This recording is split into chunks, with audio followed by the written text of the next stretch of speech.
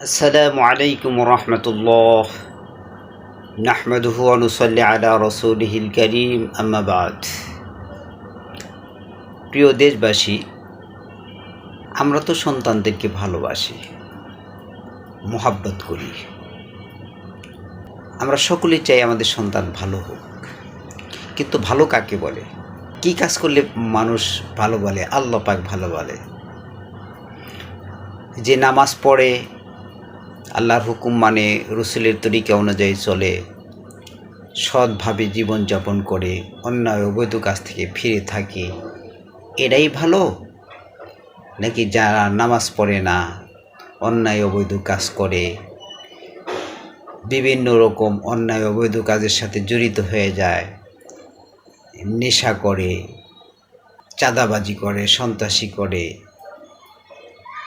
এরা ভালো? আমাদের যে আচরণ, আমরা যা করছি, তাতে মনে হচ্ছে যেন আমরা সন্তানকে ভালো করতে চাই, ভালোবাসতে চাই, ভালো হোক এটা বলি, মুখে বলি, কিন্তু যত খারাপ আছে তাদের সঙ্গে আমার ছেলে মেয়েকে উঠা বসার জন্য ব্যবস্থা করে দিন। তাহলে আমার সন্তান, আপনার সন্তান কিভাবে ভালো হবে? আপনি যদি নামাজি, দিনদার, ইমানদার, পরহেজগার,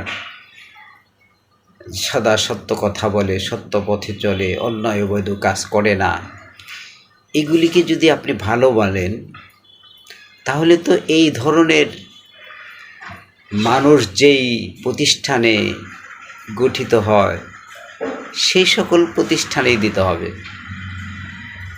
যেমন আমাদের চোখের সামনে আমরা দেখতে পাই, মাদ্রাসায় গেলেই ছেলেমেয়েরা নামাজি হয়, দিনদার হয়, ইমানদার হয়, 5 ওয়াক্ত নামাজ পড়ে।